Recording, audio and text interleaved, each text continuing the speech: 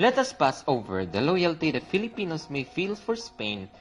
Let us suppose for a moment, along with Spanish writers, that there exist only motives for hatred and jealousy between the two races. Let us admit the assertions flaunted by many that 3 centuries of domination have not awakened in the sensitive heart of the native a single spark of affection or gratitude, and we may see whether or not the Spanish cause has gained ground in the islands. If the Philippines must remain under the control of Spain, they will necessarily have to be transformed in a political sense for the course of their history and the needs of their inhabitants so require. We also said that this transformation will be violent and fatal if it proceeds from the ranks of the people, but peaceful and fruitful if it emanates from the upper classes. We answer that the prestige of the nation is preferable to that of a few individuals. A nation acquires respect not by abetting and concealing abuses, but by rebuking and punishing them. We who endure and know all false pretensions and petty persecutions of those sham gods do not need a free press in order to recognize them. They have long ago lost their prestige. We say the same about the Filipino representatives. What risks does the government see in them?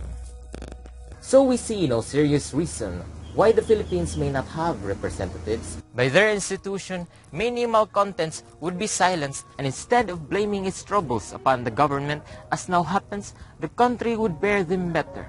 For it could at least complain, and with its son among its legislators would in a way become responsible for their actions. We are not sure that we serve the true interests of our country by asking for representatives.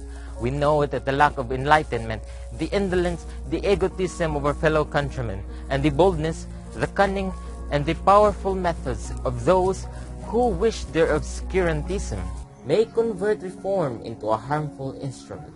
But we wish to be loyal to the government, and we are pointing out to it the road that appears best to us, so that its efforts may not come to grief, so that the discontent may disappear. If after so just, as well as necessary, a measure has been introduced, the Filipino people are so stupid and weak that they are treacherous to their own interests, then let the responsibility fall upon them. Let them suffer all the consequences. Every country gets the fate it deserves, and the government can say that it has done its duty. We could add other minor reforms touching commerce, agriculture, and security of the individual, and of property, education, and so on. For the present, we are satisfied with the outlines, and no one can say that we ask too much.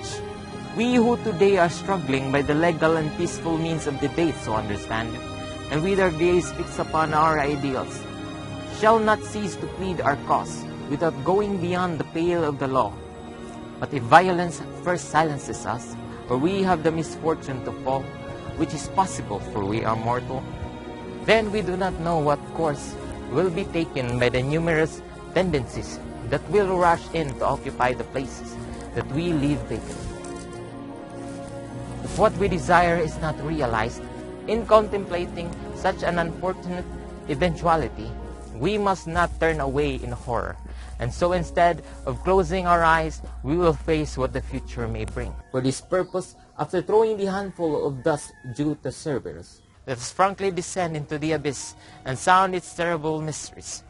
We must conclude as a deduction from all we have said that if their population be not assimilated to the Spanish nation, if the dominators do not enter into the spirit of their inhabitants, if equable laws and free and liberal reforms do not make each forget that they belong to different races, if both peoples do not amalgamate to constitute one mass, socially and politically homogeneous, that is, not harassed by opposing tendencies and antagonistic ideas and interests, someday the Philippines will fatality and infallibly declare themselves independent. We have said, and statistics prove, that it is impossible to exterminate the Filipino people. And even were it possible, what interest would Spain have in the destruction of the inhabitants of a country she cannot populate or cultivate,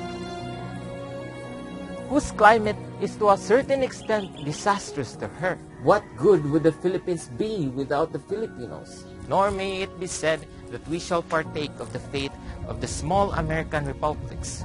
They achieved their independence easily, and their inhabitants are animated by a different spirit from what the Filipinos are.